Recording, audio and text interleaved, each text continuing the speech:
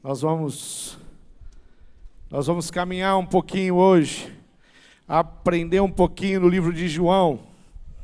Se tem algo que é precioso, é a gente estudar a palavra de Deus, e todas as vezes que nós vamos preparar a mensagem, nós temos essa oportunidade. Eu dei uma mergulhada no livro de João, um livro muito interessante, sem sombra de dúvida, um dos 4 evangelhos, mas um evangelho que é escrito aproximadamente 30 anos depois do último evangelho ser escrito. Então ele tem um panorama, um desenvolvimento teológico um pouco diferente. Não é um livro de um grego muito complicado. Aliás, o livro inteiro, ele tem aproximadamente 850 palavras que são usadas, palavras que são repetidas. Isso equivale ao vocabulário de um adolescente que ainda não formou o seu vocabulário. Mas em profundidade de conteúdo, sem sombra de dúvida, um dos evangelhos que vem trazendo informações teológicas muito profundas, como o primeiro capítulo já falando que o verbo se fez carne, ou a palavra se fez carne, ou Deus se fez carne e habitou entre nós. Nós vamos caminhando nesse livro e aprendendo muito com esse livro. Lá no capítulo 1, ele vai dar uma declaração sobre a vinda de Jesus, quando Jesus esteve entre nós, e mais para o final do capítulo 1, ele vai dizer que ele veio para os seus, mas os seus não o receberam. Capítulo 2, nós temos o registro do primeiro milagre de Jesus. João faz questão de registrar o primeiro milagre de Jesus, e interessante que o primeiro milagre de Jesus não é na terra onde os judeus estavam, mas é na terra dos samaritanos. É na terra... em Caná da Galileia, aliás, e ali em Caná da Galileia ele faz o primeiro milagre fora da terra, do contexto de Jerusalém, que é alguma coisa que tem uma informação importante aí.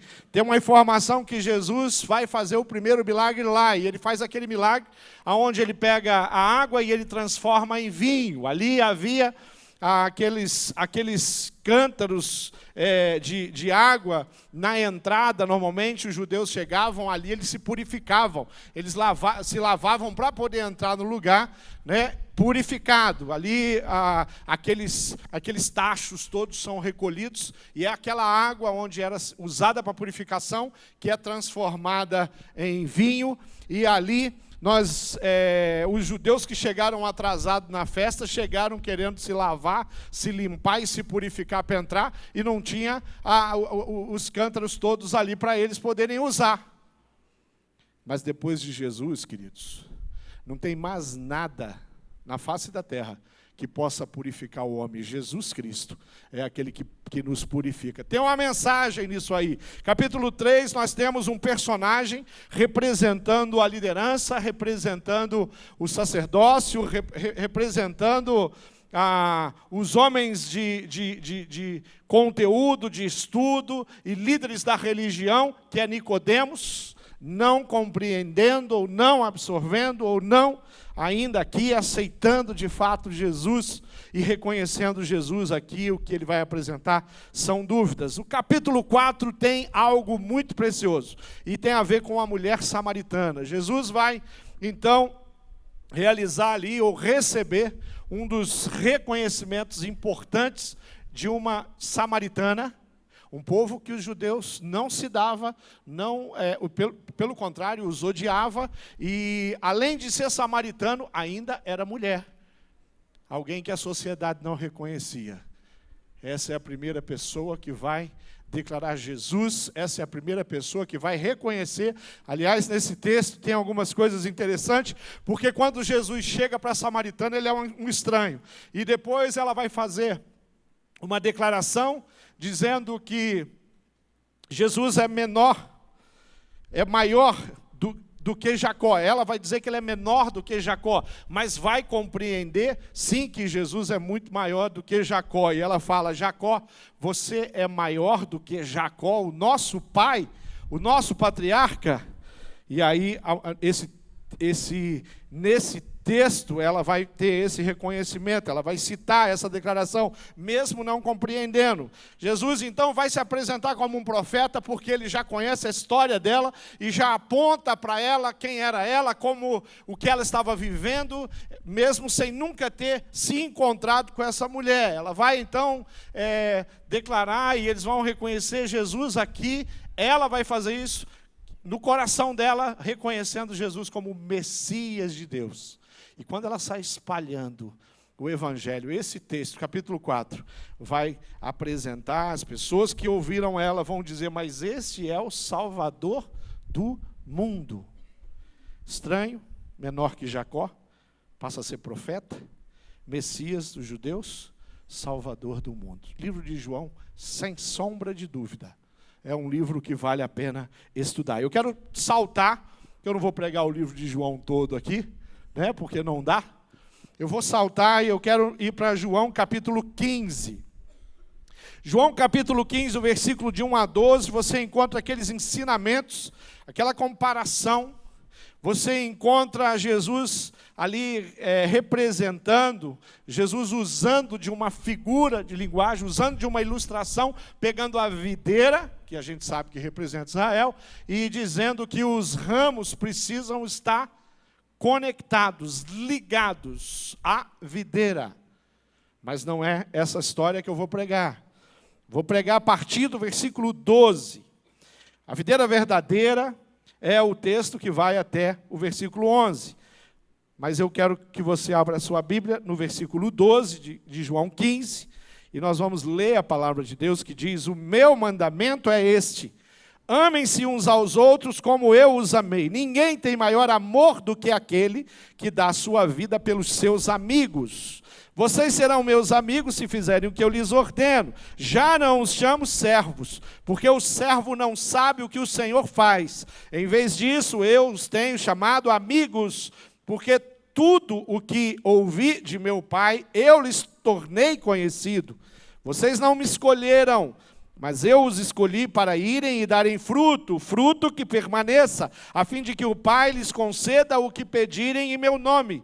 Este é o meu mandamento, amem-se uns aos outros. Num certo sentido, quase tudo que fazemos na igreja tem a ver com o ser discípulo, fazer discípulo. Muito do que aprendemos no CFI, na escola bíblica, muito do que cantamos aqui, as mensagens que são pregadas, tem a ver com o ser discípulos, porque somos discípulos do Senhor Jesus. Mas eu quero trazer a dimensão do discípulo hoje como um amigo. A amizade com Deus é o foco maior no relacionamento com Deus de um discípulo. Ser amigo de Deus é algo que precisa ser, sim, levado em consideração. Querido, quando nós falamos em ser discípulo, quando nós usamos a palavra discípulo, sabemos que a palavra discípulo significa aluno, aprendiz. Mas eu quero que você também tenha essa palavra como uma palavra amigo. Você é discípulo, então você é amigo. A palavra amigo, no contexto desse texto, que a ênfase desse texto aqui é o amor, nesse contexto, nós podemos também lembrar que a palavra amigo no grego é philos, e philos significa também amor. Então, quando você fala a palavra amigo, você está falando sobre amor. Você diz, ele é meu amigo, Silvani é meu amigo, eu estou dizendo que eu o amo, que há amor nessa relação. Se eu falo, André é meu amigo, eu estou dizendo que eu o amo.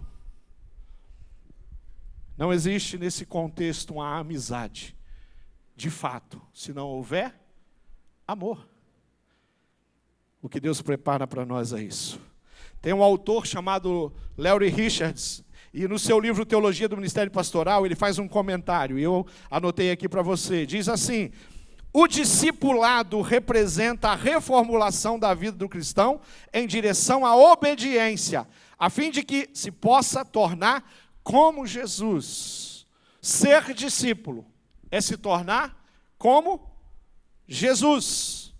A ideia que nós temos como igreja não é converter pessoas Porque quem convence o homem do pecado e do juízo é o Espírito Santo. Mas é tornar pessoas semelhantes a Jesus. Como discípulo, o meu testemunho, o meu trabalho, o meu agir, o meu amor, a minha forma de ajudar as pessoas é levando Cristo a elas e fazendo que, através do meu testemunho, essas pessoas aprendam de Cristo e se tornem semelhantes a Jesus. Esse texto é, sem sombra de dúvida, um texto rico, e eu quero discorrer sobre ele, mas eu queria orar. Feche seus olhos. Pai amado, a Tua palavra é tão preciosa, e ela é tão rica. E nós podemos aprender tantas coisas quando nos dedicamos a conhecer mais a Tua palavra. O que eu quero agora é Te louvar e Te agradecer por ter nas minhas mãos a Tua palavra, as palavras que saíram da boca de Jesus, os livros inspirados para que eu possa crescer, para que os meus irmãos possam crescer, para que a Tua igreja possa crescer. Muito obrigado. E nos oriente, oramos em nome de Jesus. Queridos, a primeira coisa que eu quero ressaltar, o versículo 12, nós vamos de versículo a versículo. O versículo 12 fala sobre o discípulo, que o discípulo tem em Jesus a referência do amor. Olha o que diz o versículo. O meu mandamento é este: amem-se uns aos outros, como eu os amei. Eu queria que você prestasse atenção nesse como eu. A referência de amor é Cristo. O jeitão de amar vem do coração de Deus. A forma de amar, nós olhamos para Jesus, aprendemos sobre Jesus, nos relacionamos com Jesus e em nós absorvemos esse amor que o Senhor nos ofertou. E é esse amor que nós queremos ofertar. A referência, o jeito, a maneira. A Bíblia tem um texto que diz: tem de vós o mesmo sentimento, ou o mesmo jeito de amar que Cristo. Ele é o referencial. A palavra mandamento, usada aqui no primeiro versículo, é muito utilizada no cristianismo.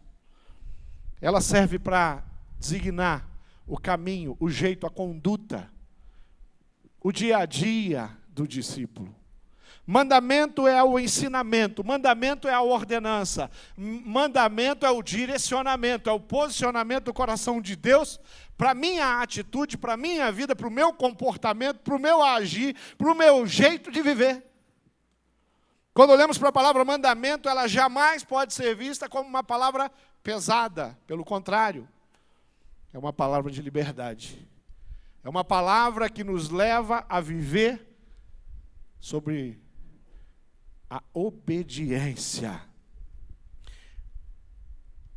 A citação que eu fiz fala sobre a obediência. E eu queria que, já no primeiro versículo aqui, você entendesse que a obediência não é a palavra mais importante para o discípulo, mas é o amor. Porque se você obedecer os mandamentos, mas não fizer isso de fato por amor, com interesse, com entrega total, olha a experiência do jovem rico, que cumpria os mandamentos. Mas quando o Senhor lhe dá um direcionamento, ele não é capaz de absorver, porque aquilo ele tinha que renunciar coisas do coração dele, escolhas do coração dele.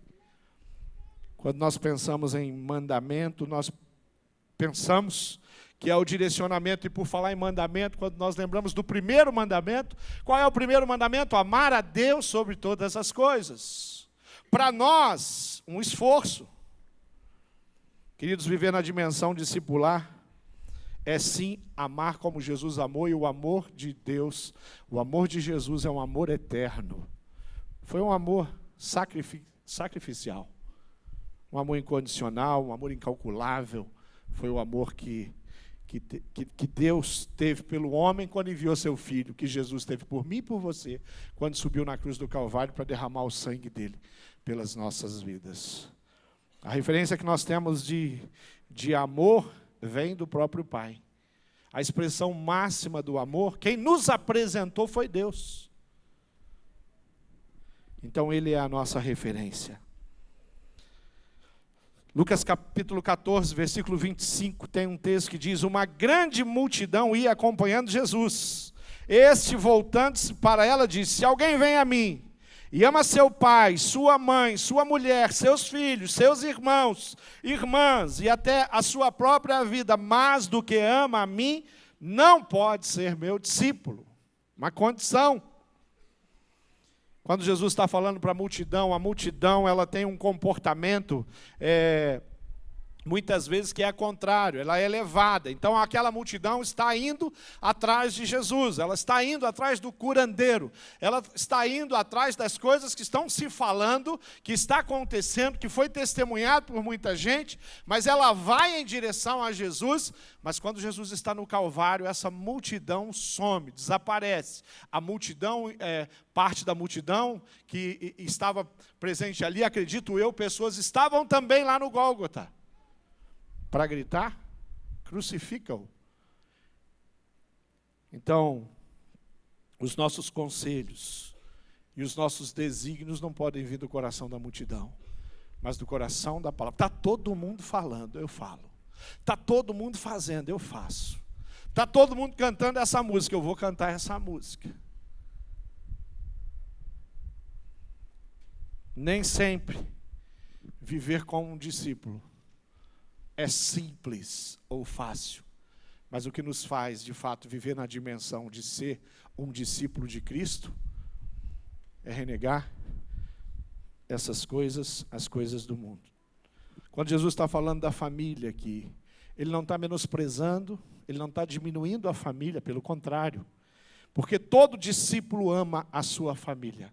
Os discípulos amam a Deus sobre todas as coisas. Os discípulos amam as suas famílias. Discípulos amam a sua igreja. Aquela composta por amigos de Jesus. Pessoas que buscam viver. A igreja do Senhor Jesus é santa, separada. Pessoas que buscam viver na dimensão de Cristo. Discípulos são trabalhadores, são servos. A referência aqui de um discípulo é amar de fato como, do jeito e da maneira que Jesus amava. O segundo versículo em questão é o versículo 13, que diz que o discípulo demonstra o amor se doando um aos outros. Ninguém tem maior amor do que aquele que dá a sua vida pelos seus amigos. Quando a gente pensa naqueles que Jesus considerou amigos, quando a gente pensa de quem Jesus estava falando, Ele estava falando de pessoas que não o aceitavam, não o entendiam, mas Ele escolheu o relacionar-se no sentido da amizade. Jesus escolheu olhar os homens como seus amigos, mesmo os homens o rejeitando. O amor pelos homens, pela humanidade, foi um sentimento que brotou no coração de Deus e fez Deus fazer o que fez na cruz do Calvário com seu próprio Filho, para poder restaurar e para poder, de fato, vivenciar com o homem essa relação de amizade. A amizade com Deus, querido, ela faz com que você seja capaz de amar verdadeiramente. A referência é Deus. É no relacionamento, é na intimidade com Deus que eu consigo provar amor no mais profundo dessa palavra. É no relacionamento com Deus, é entendendo, compreendendo, tendo minha mente aberta pelo Espírito Santo de Deus, que eu consigo ver a dimensão de fato do que é amar, do que é amor e de fato do que é ser amigo de Deus. A amizade com Deus faz de você alguém capaz, sim. Tiago 4,4 diz assim: adúlteros, vocês não sabem que a amizade com o mundo é inimizade com Deus? Quem quer ser amigo do mundo faz-se inimigo de Deus. Deus tem uma proposta de redenção, porque a nossa natureza, o que nós de fato como homens, muitas vezes somos atraídos é a amizade com o mundo. Olha como o pecado tem poder, olha como o pecado teve poder sobre a sua vida, sobre a sua história. Olha todas as vezes que você queria fazer o bem, mas você não foi capaz. Você queria tratar determinada pessoa de uma certa forma, mas você fez exatamente o contrário. Na hora da prática, você não foi capaz de tratar com a generosidade, com o perdão. A natureza da gente, ela grita pelo mundo. Mas a presença de Deus afasta do homem um coração mundano, interessado pelas coisas do mundo. É isso, é assim que a gente tem que entender. Cuidado, cuidado com a mania, às vezes, de relativizar as coisas. Às vezes nós partimos para o relativismo. Cuidado quando o teu coração está buscando o conforto da tua alma, do teu coração, não do entendimento espiritual que Deus pode fornecer. Cuidado quando o padrão escolhido é o padrão desse mundo. Romanos 12, versículo 2 diz: não vos conformeis com o padrão desse mundo. Na amizade com Deus não entra o padrão desse mundo. Na amizade com Deus, no relacionamento da intimidade com Deus, não cabe o padrão desse mundo. Olhando a palavra de Deus nos direcionar, a gente percebe que facilmente, muitas vezes, nós temos uma justificativa para atitudes que não são boas, que não batem com o coração de Deus. Justificativas como essa aqui, por exemplo: minha família é muito complicada, eu resolvi cortar a relação com eles. É melhor assim. Quanto mais longe eu fico da minha família, eu estou falando da família de sangue, quanto mais longe eu fico dos meus irmãos e dos meus pais, melhor eu vivo. Que engano. Qual é o plano de Deus? Qual é a vontade de Deus? Às vezes a relação quebrada é com a igreja. Mas eu sofri tanto nessa igreja. Mas aquela igreja, ela machucou o que eles fizeram comigo. E nós levamos essas coisas por anos, sendo que o plano de Deus quer que você esteja no rebanho, vivendo em plena comunhão, trabalhando, medindo esforços. Aquela igreja nunca esteve lá, nunca foi colocada por Deus no seu caminho, para que você tivesse um coração totalmente voltado a receber, mas é dar. E talvez nesse caso, o que você tem que oferecer é o perdão. Porque a igreja é formada por seres humanos, por pessoas que às vezes querem abençoar, mas acabam machucando. Pessoas que precisam crescer na dimensão discipular. Eu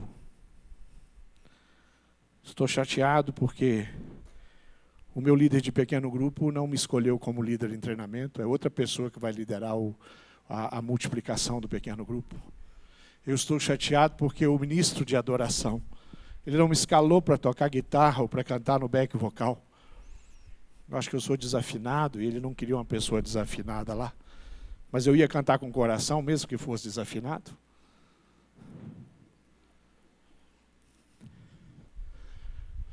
Eu estou magoado com a igreja porque o líder da educação, ele não me colocou para dar aula. E a gente vai achando tantas formas. E aí a gente acha motivos para ficar em casa e não mais congregar. A gente acha motivo para ficar longe do corpo de Cristo. Por quê? Porque já que eles não são perfeitos e eu sou perfeito, né? Então eu não vou congregar com eles. Eu adoeci, ninguém me visitou. Os pastores, os líderes de pequeno grupo esqueceram de mim. Ninguém foi lá em casa. Fiquei sabendo que quando o irmão fulano adoeceu, foram visitar ele, mas não foram lá em casa. Queridos, tem tantas possibilidades para mim ter que perdoar o meu irmão, para mim ter que perdoar os meus líderes, para mim ter que perdoar a minha esposa ou o meu esposo, os meus filhos. Mas quando nós vivemos na dimensão do amor, quando nós estamos perto de Cristo, nós começamos a lidar com essas coisas de forma diferente. Nós não fazemos uma lista de justificativas, nós perguntamos para Deus qual é a lista que Ele tem, de atitude que eu tenho que ter. E isso muda tudo isso. Terceira coisa que eu quero ressaltar no versículo 14, o discípulo de Jesus vive sim na dimensão da obediência. Vocês serão meus amigos se fizerem o que eu lhes ordeno. O status de amigo é aplicado aos discípulos de Cristo. Eu sou um discípulo de Cristo, então eu sou amigo de Deus. Pedro andou com Cristo, amigo de Cristo. André, Tiago andaram com Cristo, discípulos de Cristo. Paulo, não mais com aquele Cristo que andava pela Judéia, pela Galileia, mas andou com Cristo. Abraão andou com Deus, Moisés andou com Deus, amigos de Deus. Nós somos amigos de Deus e temos um prazer enorme em viver em obediência. Alguns homens falaram, olha, se não for para fazer a tua vontade, por favor, Deus, me leva, porque eu não quero viver na dimensão da rebeldia contra os teus ensinamentos, contra o teu coração. Mateus capítulo 21, versículo 28 a 31 diz, o que acham? Havia um homem que tinha 2 filhos. Chegando ao primeiro disse, filho, vá trabalhar hoje na vinha. E esse respondeu, não quero. Mas depois mudou de ideia e foi. O pai chegou a outro filho e disse a mesma coisa. E ele respondeu, sim, senhor. Mas não foi. Qual dos 2 fez a vontade do pai? Quais desses 2 filhos, servos, tem a ver com a sua história? Aquele que está sempre prometendo, eu vou fazer, que eu amo Jesus, mas não faz. Não, eu vou aprender, eu vou crescer, porque eu quero compartilhar do amor de Jesus, mas não compartilha. Não, levanta a mão aqui, adore, e quando canta, cante como nós cantamos hoje, declara, mas não faz. Mas às vezes tem aquele que fala, olha, eu não sei, eu estou na dúvida. Mas ele fala, eu vou em direção a isso, eu vou aprender, eu vou crescer, eu vou mudar. Eu vou ofertar a minha vida, a minha agenda, a minha casa, para que Jesus seja honrado. Eu quero sim fazer a vontade de Deus. Esses são os amigos de Deus. Independente do que vai acontecer, o que está acontecendo, o meu pacto é com Deus. Pensa em 3 personagens bíblicos. Um chama Sadraque, o outro chama Mesaque, o outro chama Abidnego. Amigos de Daniel. Eles foram colocados diante de uma situação que feria os princípios do coração deles. Eles foram colocados por um rei, por uma nação, diante de uma situação que é contrária a tudo que eles acreditavam. E eles falaram, não, nós somos amigos de Deus. Nós andamos com Deus e fazemos a vontade de Deus. Sabe o que aconteceu aí? O que aconteceu aí foi que eles foram condenados. Por quê? Porque eram amigos de Deus. Mas eles mostraram a obediência, a amizade com Deus, sem justificativa. Senhor, eu estou me dobrando aqui. Eu estou me dobrando, porque se eu não me dobrar, eu vou morrer.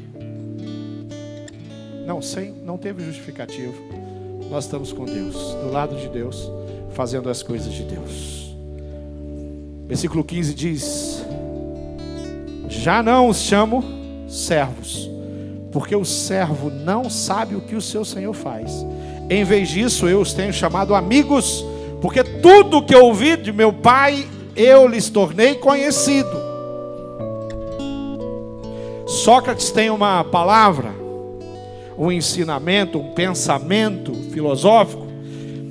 Uma das declarações dele diz, para conseguir a amizade de uma pessoa digna, é preciso desenvolvermos em nós mesmos, as qualidades que naquela pessoa nós admiramos.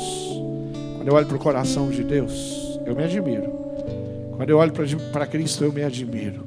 Quando eu leio sobre Cristo, eu me admiro. Quando eu vejo o jeito que Ele tratava as pessoas, eu me admiro. Quando eu vejo a forma como Ele se importa com pessoas, se aproxima as pessoas dele, eu admiro o Senhor.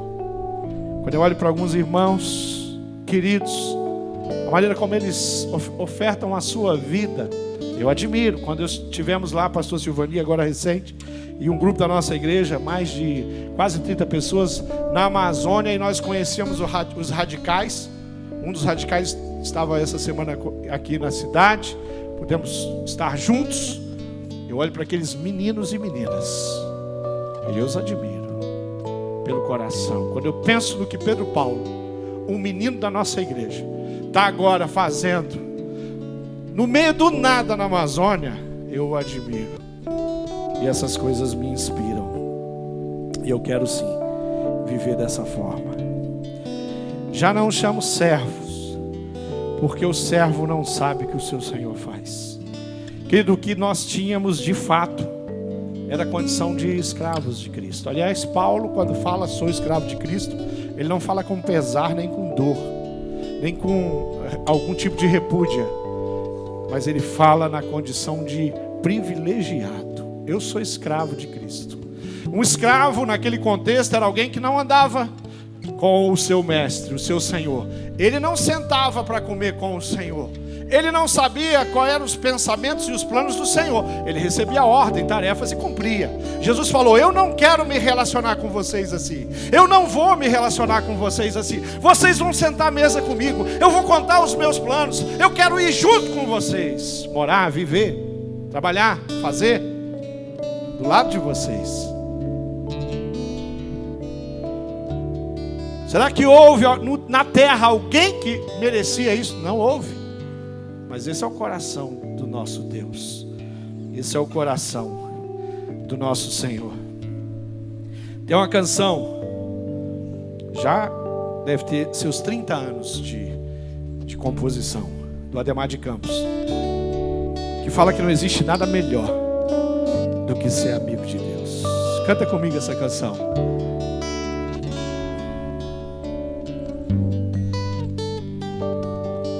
Não existe nada melhor do que ser amigo de Deus. Caminhar seguro na luz, desfrutar do seu amor, ter a paz no coração, viver sempre em comunhão, e assim, desse jeito, e assim perceber a grandeza do poder de Jesus, meu bom pastor. Jesus é o bom pastor. Nós precisamos do conselho do bom pastor, precisamos conhecer o coração dele, precisamos andar na dimensão dele. E os discípulos de Jesus que andam com Jesus, que são amigos de Jesus, como diz o texto aqui, no versículo 16, precisam produzir frutos. Vocês não me escolheram, Jesus disse, mas eu escolhi vocês, para irem e darem fruto, fruto que permaneça, a fim de que o Pai que lhes conceda o que pedirem em meu nome, realize através de vocês tudo isso. Jesus fala, eu vos escolhi, está aí na sua Bíblia. E ele falou, eu vos ordenei, desígnio claro, inegociável, para que nós fôssemos e dessemos fruto. Sabe como você pode entender esses frutos? Os frutos que nós produzimos? Primeiro, o fruto do Espírito. Mas o fruto do Espírito é amor, alegria, paz, paciência, amabilidade, bondade, fidelidade, mansidão e domínio próprio. Contra essas coisas não há lei. Quando nós pensamos na dimensão humana, no coração humano, no homem sem Jesus, eu olho assim, não, eu consigo ter paciência, mas às vezes eu não consigo ter domínio próprio. Eu consigo ter mansidão, mas nem sempre eu consigo ser fiel. Não, esse aí não é problema para mim, mas aquilo ali é. Mas amigos de Deus, perto do coração de Deus, antenados com Deus, caminhando com Deus, aprendendo cada dia mais de Deus, vão a cada dia crescendo em graça e misericórdia do Senhor e vivendo essas coisas. A outra forma de frutificar é fazer discípulos. E fazer discípulos é compartilhar o amor de Jesus e ajudar as pessoas para que elas possam ser parecidas com Jesus. Eu preciso explicar para a cidade que existe um Deus que quer a amizade com eles. Eu preciso explicar para todos os desgraçados da minha cidade, gente sem graça, que eles precisam provar da amizade com Cristo. O último texto dessa mensagem, desse trecho precioso da palavra de Deus, diz que o discípulo de Jesus vive no mandamento de amar seus irmãos. Começamos com o versículo 12, falando do amar como Jesus. Nós vamos amar, vamos viver nessa atmosfera de amor como Jesus. O último texto aqui que eu vou ler também fala de amor. Este é o meu mandamento. De novo a palavra mandamento. Amem-se uns aos outros. É como um círculo. Voltamos lá no início de novo, para colocar o amor em ênfase aqui. O versículo trata do amar como Jesus e amarmos uns aos outros. Sabe o irmão que está do seu lado aí? Sabe qual é o plano de Deus para você? Sabe o que Deus quer fazer na sua vida? É fazer você amar essa pessoa de forma incondicional. Você está do lado da sua esposa, do seu esposo. Deus quer que você a ame de forma incondicional.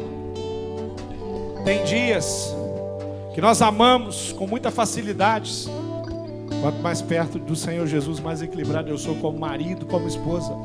Tem dia que eu amo a minha esposa, tem dia que eu quero jogar ela da janela. Coração humano. Mas quando nós permanecemos perto do Senhor, Ele vai proporcionando décadas de relacionamento. Ele proporciona um casal construir um lar, uma família. Quando nós estamos perto do Senhor, no dia de querer jogar pela janela, nós não jogamos. Porque somos obedientes à palavra de Deus. Não pelo coração humano. Nós temos um Deus que é tremendo. Amar uns aos outros é o desafio que eu e você temos. Porque somos seres humanos e dependemos de Deus para que esse amor seja completo. Primeiro texto, primeiro tema, primeiro ponto dessa palavra, eu disse que Jesus é a referência de amor, amar como Jesus. O segundo, eu disse que o discípulo se doa. Terceiro, eu disse que a obediência é a chave na vida discipular. O quarto, eu disse que Jesus nos escolheu como amigos. O quinto, eu disse que Jesus nos escolheu, Ele nos escolheu para produzirmos frutos na nossa casa, na nossa vizinhança, no nosso trabalho, na nossa igreja, na nossa história. E o sexto, viver o mandamento do amor na dimensão do uns aos outros. Igreja, fica de pé, feche os seus olhos. Eu queria convidar, cadê os líderes de pequeno grupo? Levanta a sua mão, onde você está? Queridos, vem para cá, eu quero os líderes de pequenos grupos aqui na frente comigo. Eu quero que você que entendeu que Deus tem um jeito muito especial e nobre para você viver. Você que entendeu que o Senhor Jesus quer ajudar você a mudar, a viver na dimensão do amor. Você que entendeu e que quer ser discípulo de Cristo e amar, e aprender a amar. Olha, pastor, eu sou seletivo demais. As pessoas, meus filhos reclamam. Minha esposa reclama do meu jeito. Eu quero convidar você a começar a olhar para Cristo, querido, e viver na dimensão de Cristo, do amor de Cristo. Eu queria que você saísse daqui. Tem um líder de pequeno grupo para receber você aqui. Ele quer te dar um abraço, quer orar com você. Todos os líderes que estão aqui, eu preguei para eles também. Eles precisam se posicionar diante de Cristo diariamente. Deus colocou pessoas na vida deles. Tem liderado lá no PGM que é fácil de amar. Tem liderado que dá vontade de não dizer para ele qual é a casa que vai ser o pequeno grupo. Mas porque eles estão com o coração perto de Jesus, eles estão lá fazendo o trabalho deles. Você precisa colocar seu coração à disposição do Senhor. Fala, eu quero viver na dimensão de Cristo, na dimensão do amor. Vem aqui agora. vem aqui que eles vão receber você.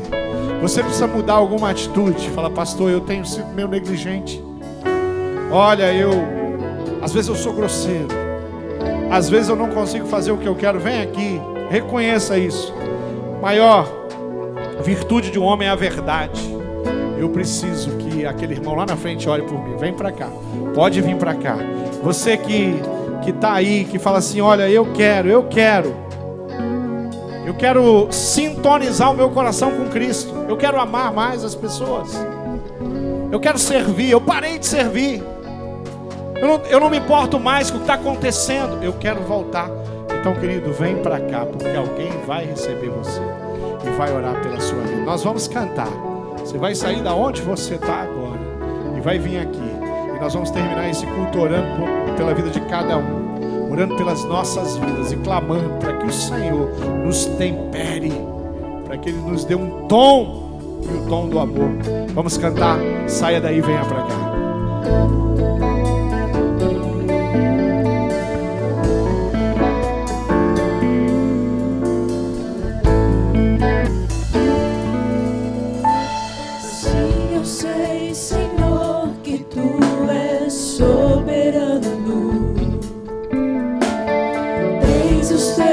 Caminhos, tens seus próprios planos. Venho, pois, a cada dia, venho cheio de alegria e me coloco em tuas mãos, pois és fiel. Sim, eu sei, Senhor, que tu és poderoso. Um Deus tremendo, Pai de amor bondoso. Venho, pois, a cada dia, venho cheio de alegria e me coloco em tuas mãos, pois és fiel. Fiel a tua palavra, ó Senhor.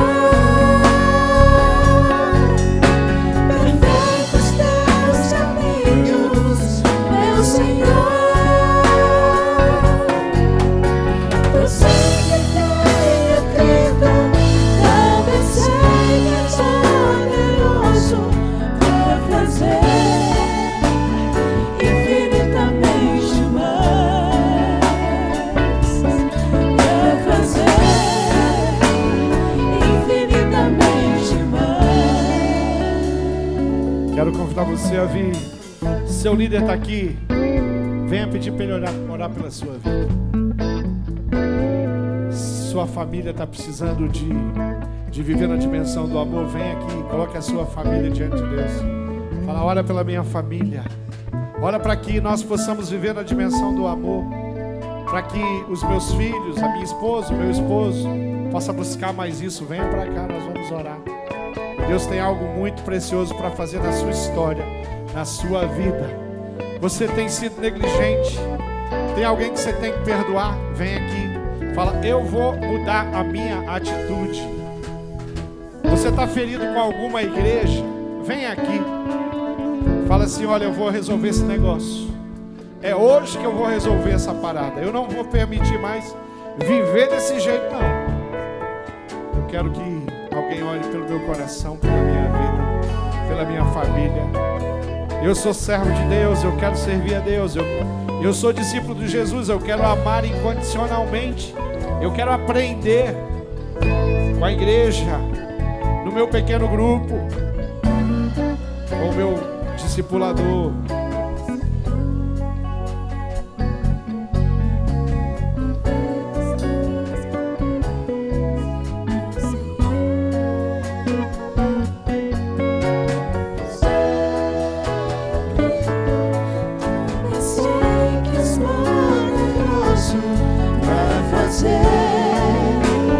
Infinitamente mais pra fazer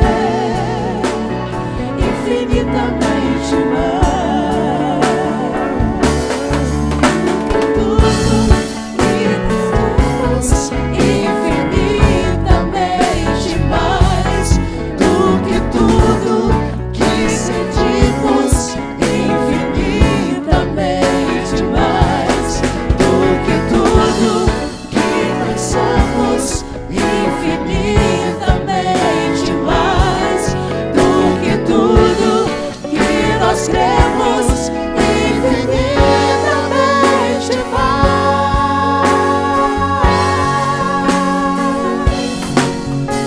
Fiel é tua palavra, ó Senhor. Perfeitos teus caminhos, meu Senhor. Eu sei que tenho crido, também sei que és poderoso pra fazer infinitamente mais, pra fazer infinitamente Aleluia. mais. Queria que você desse as mãos. Vamos ligar aqui o meio. Nós vamos orar.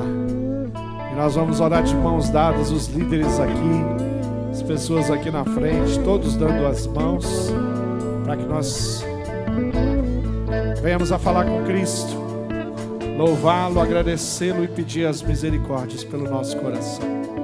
Pai amado, eu sei o quanto o Senhor nos ama. E eu sei quantos privilégios o Senhor colocou à nossa disposição. Eu sei o quanto nós não somos merecedores de tantas bênçãos. Não somos merecedores de ter um Deus que se relaciona conosco. O pecado é muito forte, foi muito forte. Já destruiu as nossas vidas tantas vezes. Mas o teu amor, Deus, nos cobriu. O teu sangue foi derramado sobre as nossas vidas. E hoje nós podemos viver na dimensão da liberdade em Cristo. Viver na dimensão do amor, viver na dimensão da comunhão. Viver como uma família que se ama, que se cuida, que se protege. E que juntos, ensinando, capacitando, confessando os nossos pecados, dando suporte uns aos outros, nós vivemos na dimensão bíblica. E é isso que nós queremos, Pai. Eu peço a tua bênção para todas as pessoas aqui. Eu peço a tua bênção para todas as famílias reunidas nesse lugar. Eu peço a tua bênção para todos os pequenos grupos que hoje vieram para cá celebrar. A tua bênção sobre a IBB Uberaba. Peço a tua bênção sobre as nossas missões. E que a tua graça e o teu amor de fato seja tão perceptível na nossa atitude, no nosso dia a dia, no nosso testemunho, Pai. Nós nos entregamos, nós nos colocamos à tua disposição. E nós queremos servir, não como um peso ou obrigação, mas como um privilégio de amar pessoas como o Senhor amou. Nos ajude, Pai. Faça de nós todo o plano perverso de Satanás. Nós queremos a tua palavra e a tua vontade. E nós oramos no nome precioso de Jesus. Amém.